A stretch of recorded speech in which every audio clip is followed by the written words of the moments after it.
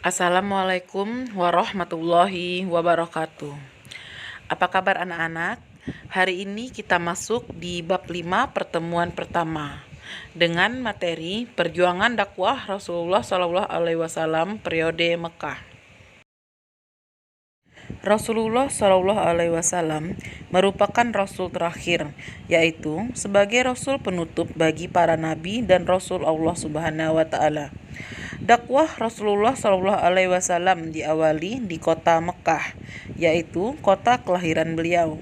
Dalam perjalanan dakwahnya, Rasulullah SAW awalnya berdakwah secara sembunyi-sembunyi.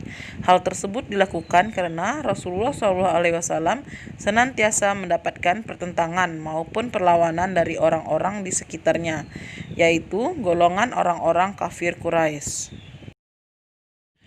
Masa sebelum kerasulan, Rasulullah SAW dilahirkan di kota Mekah pada hari Senin tanggal 12 Rabiul Awal tahun Gajah, bertepatan dengan tanggal 12 April 571 Masehi.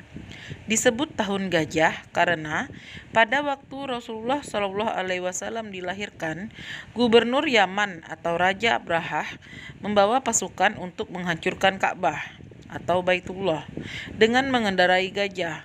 Namun berkat pertolongan dan perlindungan Allah Subhanahu wa Ta'ala, pasukan bergajah yang dipimpin oleh Raja Abrahah tersebut dapat dihancurkan oleh serombongan burung yang ditulis Allah Subhanahu wa Ta'ala dengan membawa batu dari neraka. Peristiwa tersebut diabadikan oleh Allah Subhanahu wa Ta'ala di dalam surat Al-Fil ayat 1-5. Rasulullah SAW merupakan nabi dan rasul terakhir, penutup para nabi dan rasul, sehingga tidak ada lagi nabi dan rasul setelah Rasulullah SAW. Ayah Rasulullah SAW bernama Abdullah bin Abdul Muthalib dan ibunya bernama Aminah binti Wahab. Rasulullah terlahir dari orang tua yang berasal dari keluarga dan keturunan terhormat di kalangan kabilah Arab. Ayah Rasulullah SAW meninggal saat Rasulullah SAW berumur 6 bulan di dalam kandungan, sehingga Rasulullah SAW lahir dalam keadaan yatim. Sebagaimana kebiasaan bangsa Arab, setelah lahir hingga usia 5 tahun, Rasulullah SAW disusukan dan diasuhkan di perkampungan Bani Sa'ad kepada Halimah Sa'diyah kabilah Hawazin. Memasuki usia 6 tahun, Rasulullah SAW diajak ibunya berziarah ke makam ayahnya di Madinah serta berkunjung ke rumah saudara yang ada di sana.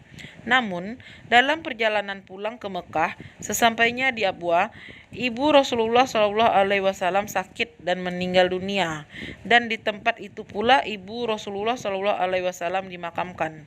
Dengan demikian, pada usia 6 tahun, Rasulullah SAW menjadi yatim piatu.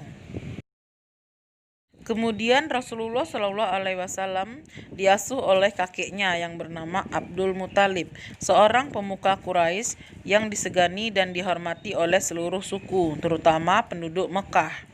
Rasulullah SAW diasuh kakeknya selama 2 tahun. Setelah itu kakeknya meninggal dunia. Selanjutnya Rasulullah SAW diasuh oleh pamannya yang bernama Abdul Talib sampai remaja. Rasulullah tumbuh menjadi anak yang baik, jujur, dan disukai banyak orang.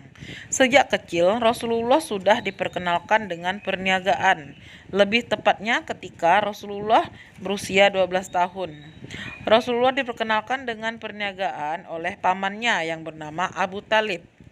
Rasulullah diajak berdagang ke negeri Syam. Namun, ketika sampai di tengah perjalanan, tepatnya di kota Basra, wilayah Syria besar, Abu Talib dihampiri seorang pendeta Nasrani yang bernama Buhairah. Ia mengatakan, "Jagalah anak ini, karena kelak ia mempunyai pengaruh yang besar.